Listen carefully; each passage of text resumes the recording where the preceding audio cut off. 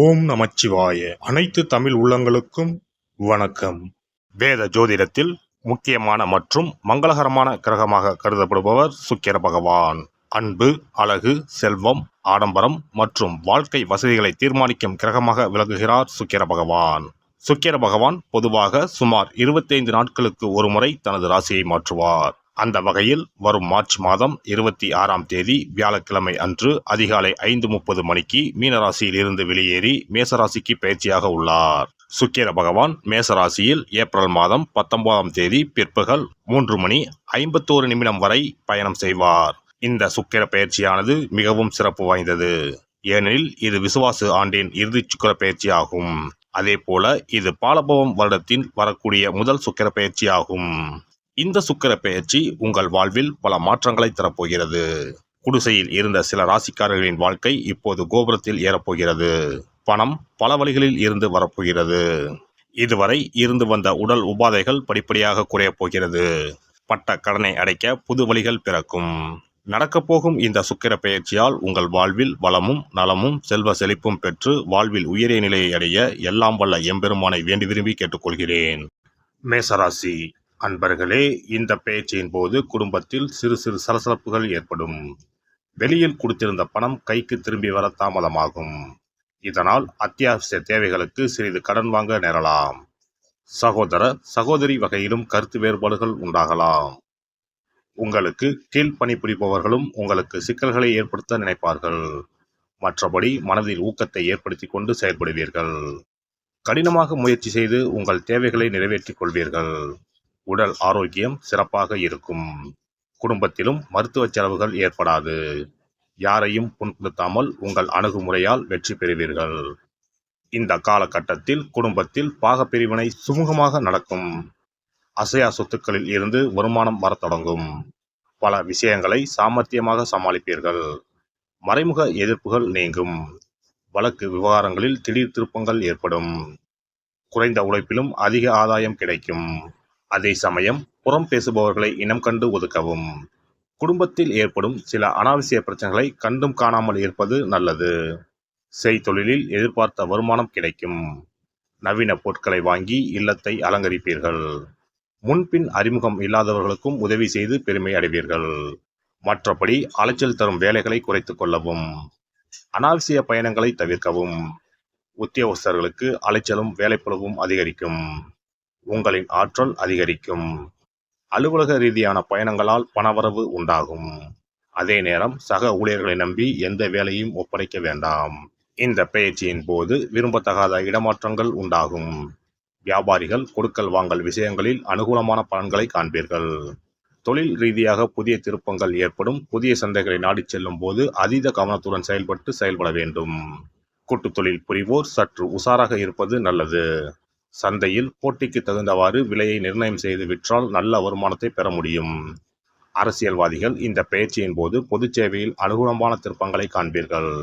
கட்சி மேலிடத்தின் பாராட்டுகளை பெறுவீர்கள். இதனால் உங்களுக்கு புதிய பதவிகள் கிடைக்கும். எதிரிகளும் உங்களிடம் அடங்கியே நடப்பார்கள். கலைத்துறையினரை தேடி புதிய ஒப்பந்தங்கள் வரும். ஆனாலும் ரசிகர்களின் ஆதரவு குறைந்தே காணப்படும். எனவே ரசிகர் மன்றங்களுக்கு செலவு செய்து அவர்களை உற்சாகப்படுத்தவும். தொழிலில் கவனமும் செயல்பாட்டில் நிதானமும் தேவை. பெண்மணிகளுக்கு குழந்தைகளால் பெருமை உண்டாகும். அதே சமயம் கணவருடன் வாக்குவாதங்கள் ஏற்படலாம். அதனால் பொறுப்புடனும் நிதானத்துடனும் நடந்து கொள்ளவும். மற்றபடி பொருளாதார நிலையில் எந்த குறைவும் ஏற்படாது. எனவே ஆடை அணிகலன்களை வாங்கி மகிழ்வீர்கள். மாணவ மணிகள் படிப்பில் கவனத்துடன் ஈடுபடவும். சிலர் முதல் தரம் வாங்குவார்கள். விளையாட்டிலும் வெற்றி பெறுவார்கள். நட்சத்திர பலன்கள். அஸ்வினி நட்சத்திரம். இந்த பெயர்ச்சியில் காரிய தடைகள் நீங்கி அனுகூலம் பிறக்கும். மதிப்பு மரியாதை சுமாராகவே இருக்கும். வீண் விவாதங்களை தவிர்க்கவும். குடும்பத்தின் தேவைகள் பூர்த்தியாகும். பரணி நட்சத்திரம். இந்த பெயர்ச்சியின் போது புதிய வீடு வாங்க வாய்ப்பு உண்டு. குழந்தை பாக்கியம் கிடைக்கும். கணவன் மனைவி இடையே அன்பு நீடிக்கும் என்றாலும் 7ஆம் இடத்தில் இருக்கும் ராகுவால் சிற்சில பிரச்சனைகள் வரத்தான் செய்யும். எனவே ஒருவருக்கொருவர் விட்டு கொடுத்து போகவும்.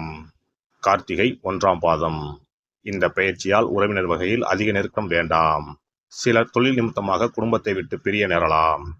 தூரத்தில் இருக்கும் உறவினரால் நன்மைகள் ஏற்படும். செவ்வாய்க்கிழமை தோறும் அருகில் இருக்கும் முருகன் கோவிலுக்கு சென்று வரவும். முடிந்தவர்கள் அருகில் இருக்கும் அறுபடை தலங்களுக்கு சென்று வாருங்கள். கந்த சஷ்டி கவசம் அன்றாடம் பாராயணம் செய்வது, ஓம் சரவணபவ என்ற மந்திரத்தை சொல்லி வருவது நன்மையை தரும். ஒரு முறையாவது குல தெய்வத்தையும் இஷ்ட தெய்வத்தையும் ஒரே நாளில் சென்று தரிசித்து வாருங்கள். கடன் பிரச்சனைகள் தீரும், குடும்பத்தில் மகிழ்ச்சி நிலவும், மன நிம்மதி உண்டாகும். சிறப்பு தொகுப்பு. இனி சுக்கிர பகவானின் அருளை முழுமையாக பெற வெள்ளிக்கிழமையில் செய்ய வேண்டிய வழிபாடு என்ன என்பதனை பற்றி காண்போம். வெள்ளிக்கிழமை என்பது தெய்வ வழிபாட்டிற்கு உரிய நாளாகும். அதிலும் குறிப்பாக மகாலட்சுமியை வழிபடுவதற்கு சிறப்பான கிழமையாக கருதப்படுகிறது. நமக்கு செல்வத்தை வாரி வழங்கக்கூடிய மகாலட்சுமி தேவியும் குபேரனும் நம்முடைய பூர்வ ஜென்ம கர்ம வினைக்கு ஏற்ப பலாபலன்களை கொடுக்கிறார்கள். அதை அனுபவிக்க செய்யும் பொறுப்பு சுக்கிர பகவான் பார்த்து கொள்கிறார். ஒருவர் செல்வந்தராக இருப்பதற்கு ஜாதகத்தில் சுக்கிரன் அருள் கட்டாயம் இருக்க வேண்டும். சுக்கிரனுடைய அருள் பெற வெள்ளிக்கிழமையில் சுக்கிரஹோரை வரும் நேரத்தில் இவ்வாறு வழிபாடு செய்தால் சுபபோக வாழ்க்கையை அனுபவிக்க முடியும். ஒருவருடைய ஜாதகத்தில் சுக்கிரன் நீச்சம் பெற்றால் உடல் ரீதியான ஆரோக்கிய ரீதியான பாதிப்புகள் ஏற்படும். சொத்து சுகங்கள் எவ்வளவு இருந்தாலும் அதை முழுமையாக அனுபவிக்க முடியாமல் செய்துவிடும். பெரிய பெரிய பணக்காரர்களை எடுத்துக்கொண்டால் அவர்களிடம் எவ்வளவு காசு கொட்டி கிடந்தாலும் சுக்கிர தசை இல்லை என்றால் அவ்வளவு பணமும் வீண் விரயமாகத்தான் போகும். குறிப்பாக மருத்துவ செலவுகள் செய்தே சொத்துக்கள் அழியும் நிலை வரும். இதற்கு சுக்கிர பகவானுடைய வழிபாடு நல்ல ஒரு பலனை கொடுக்கும். சுக்கிர பகவானுக்கு வெள்ளிக்கிழமை என்பது உரிய தினமாகும். சுக்கிரன் அருள் பெற வீட்டில் வெள்ளி பொருட்களை பயன்படுத்துவது நலமாகும். வெள்ளியில் சுக்கிரன் வசிப்பதாக ஐதீகம் உள்ளது. வெள்ளி பொருட்கள் கொண்டு பூஜை செய்தால் சகல சௌபாக்கியங்களும் உண்டாகும். சுக்கிர வழிபாடு செய்ய நினைப்பவர்கள் காலை 6 மணி முதல் 7 மணி வரையிலான காலம் சுக்கிரஹோரை ஆகும். அதனை தவறவிட்டால் மதியம் 1 மணி முதல் 2 மணி வரை சுக்கிரஹோரை நிகழ்கின்றது. அதையும் தவறவிட்டால் இரவு 8 மணி முதல் 9 மணி வரையிலான சுக்கிரஹோரை நேரத்தில் வழிபாடுகள் செய்து பயன்பெறலாம்.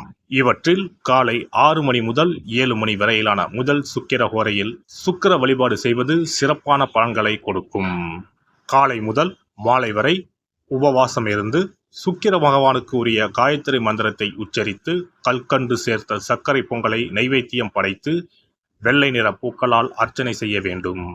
சுக்கிர தசை நடப்பவர்களும் சுக்கிரன் நீச்சம் பெற்ற ஜாதகக்காரர்களும் இந்த வழிபாடு செய்வது சிறப்பான பலன்களை கொடுக்கும்.